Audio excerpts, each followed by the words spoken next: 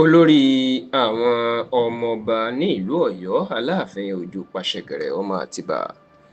èyí tí olóyìnbó ń pè ní the head of Ọ̀yọ́ Princes olóyè Mukaila Afọ̀njá ó mà ti sọ̀rọ̀ lórí bí Aláàfin Ọ̀yọ́ tuntun èèyàn Aláàfin Ọ̀yọ́ ìkẹrìndínláàádọ́ta tí gómìnà Ṣèyí Mákindé ti ìpínlẹ̀ Ọ̀yọ́ tó ṣẹ̀ṣẹ̀ yàn èèyàn kábíyèsí ọba Abímbọ́lá Akeem Owóadé bí kò ṣe tí ì wọ ìpẹ̀bí tí ọmọọba Mukaila Afọ̀njá tó sì jẹ́ kó di mọ̀ pé lóòótọ́ ni o kábíyèsí ó ti kúrò lórílẹ̀‐èdè Nàìjíríà àti ìlú Ọ̀yọ́ tó sì ti padà sí orílẹ̀‐èdè Canada tó ń gbé ẹ rántí wípé ọjọ́ kẹtàlá oṣù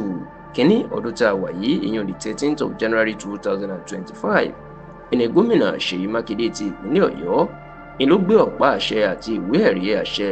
lé Aláàfin Ọ̀yọ́ tuntun lọ́wọ́ ní ọ́fíìsì ẹ̀ tó wà ní agbègbè Agodi ní ìlú Ìbàdàn tó sì jẹ́ pé níṣe ni gómìnà kéde lọ́jọ́ náà wípé láàrin ọ̀sẹ̀ mẹ́ta sí ọjọ́ náà ìní ayẹyẹ ìwúyè yóò wáyé èyí tó jẹ́ kọ́pọ̀ èèyàn gbàgbọ́ wípé ní ẹsẹ̀kẹsẹ̀ ní ọba Akeem Abímbọ́lá Owóadé ni yóò wọ ìpẹ̀bí láti ṣètùtù àti àwọn orò tó máa ń ṣe fún àwọn ọba kó tó di pé yóò wá ṣayẹyẹ ìwúyè ṣùgbọ́n ṣá oníṣe ni ìròyìn jáde pé bàbá náà ò máa wọ ìpẹ̀bí tó sì ti kúrò lórílẹ̀‐èdè Nàìjíríà èyí tó bẹ̀rẹ̀ sí ni máa kọ àwọn èèyàn lóminú wípé báwo ni kábíyèsí yóò ṣe tún rìnrìn àjò lásìkò tó yẹ kó wọ ìpẹ̀bí nígbà tí ayẹyẹ ìwúyè tó ti ń súnmọ́ ilé ṣùgbọ́n nígbà tó ń fìdí òkodoro ọ̀rọ̀ yìí múlẹ̀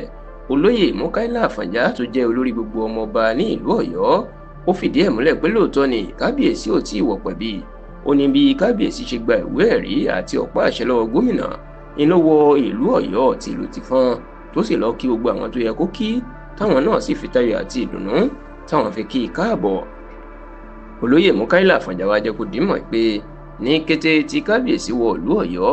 ìní ó fi tó àwọn létí pé òun fẹ́ sáré dé ìlú Canada ní òkè òkun lọ́hùn tó sì ní lóòótọ́ ni o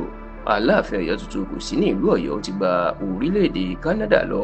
ṣùgbọ́n olóyè Mukaila Afọ̀njá wá jẹ́ kó dímọ̀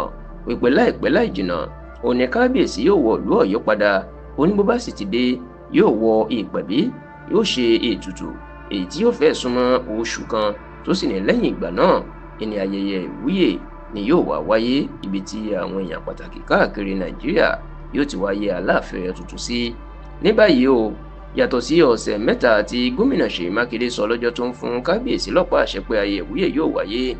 ìjọba ìpínlẹ̀ Ọ̀yọ́ nípasẹ̀ kọmíṣánná ọ̀rọ̀ ìròyìn ọmọọba Dọ̀tun Oyèládé ti kéde ọjọ́ tuntun tó sì jẹ́ kó di mọ̀ pé ọjọ́ kẹrin oṣù kẹrin ọdún tá a wáyé the 4th of April 2025 òní ayẹyẹ ìwúyè yóò wáyé báyìí.